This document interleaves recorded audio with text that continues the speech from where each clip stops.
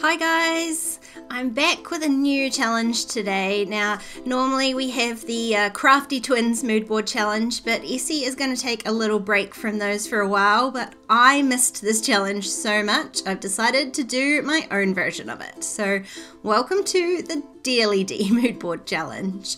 Here is the mood board I'm going to work with. Now, I would love you to join in, so grab yourself a copy of this mood board over on my Facebook page and make sure you let me see the pages that you create with it. There's a couple of special ladies over on Instagram who are going to take part in this challenge as well, so make sure you check out the Dearlydee Mood Board Challenge hashtag and see their beautiful pages. Now, as much as I loved the mood board and I created it, so I loved every image in it, I just wasn't sure how I was going to translate it into a page in my notebook. So to begin with, I just went through my papers, scrap papers, whole papers, and just picked out some lovely bright colors that matched in with the mood board. And I figured I would just take it from there. Now, I had this grid of selfie fails, really, because, I mean, I was trying to take headshots, for my new class, and there were just so many fails, it became a little bit hilarious, to be honest. So I grabbed 9 of them, shoved them in a grid, and I've just backed it with one of the darker color papers, and that's the photo I'm going to use, because I don't know about you, I mean, obviously you know that I document myself all the time. I highly encourage you to do it too. It's great documenting your families and your friends and memories and events, but I think it's nice to make sure that you document yourself as well. So that's where I'm starting with today.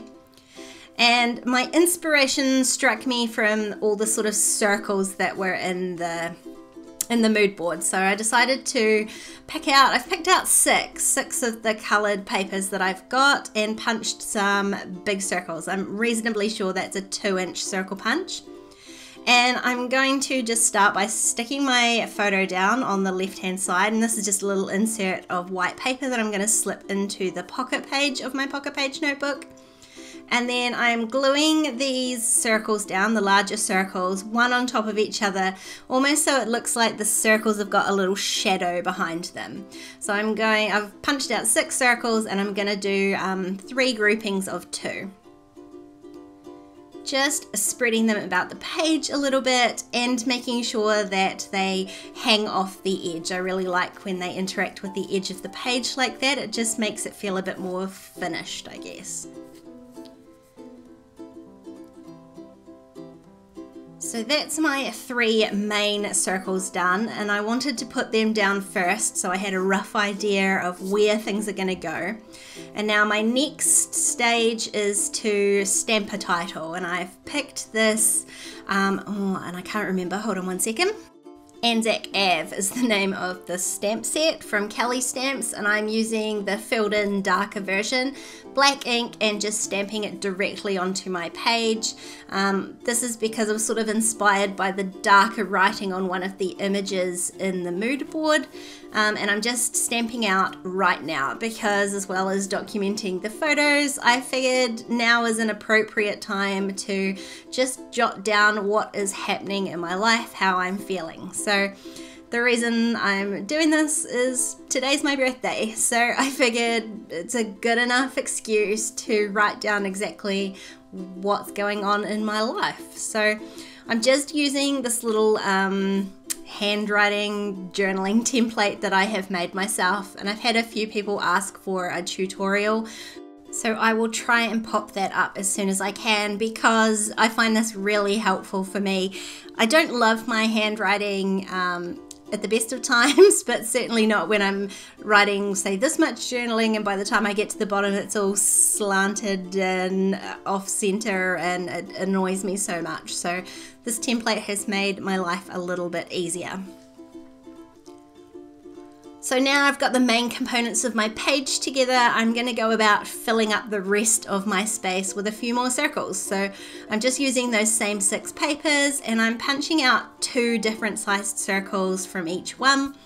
and then I'm just going to fill them in around the page. Now, the only trick to that is that I'm trying to balance out the position of them as well as the colors. So I don't want the same pattern like right next to each other, and same, I'm trying to get the smaller circle next to the larger one. It just took a little bit of time to shuffle them around and get them in the right place.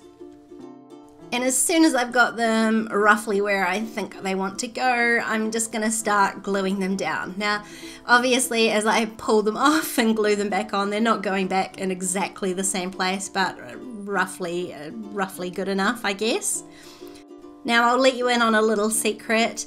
I didn't love the way this page turned out. It even got to the point where I wondered whether I would upload this video at all. When I made the mood board, this wasn't really what I pictured the result being. So I guess the reason I've uploaded this today is because people tell me they're afraid to start working in their notebooks because they're afraid it won't be perfect. Well, let me tell you, it's not always perfect. We all have pages that don't work out the way we hoped they would and that we're not super happy with, but don't let that be an excuse to be afraid to start, because the most important thing is playing, having fun, and getting these memories down on paper. If you want to join in with this mood board, don't forget to grab a copy of it from my Facebook page. I'll leave the link down below, and remember to hashtag it with the Dearlydee Mood Board Challenge hashtag so I can see what you've made. If you enjoyed this video, please give it a thumbs up, and if you want to keep watching, there's a couple more videos on screen. Don't forget to subscribe to my channel if you haven't already, and I'll see you next time. Bye!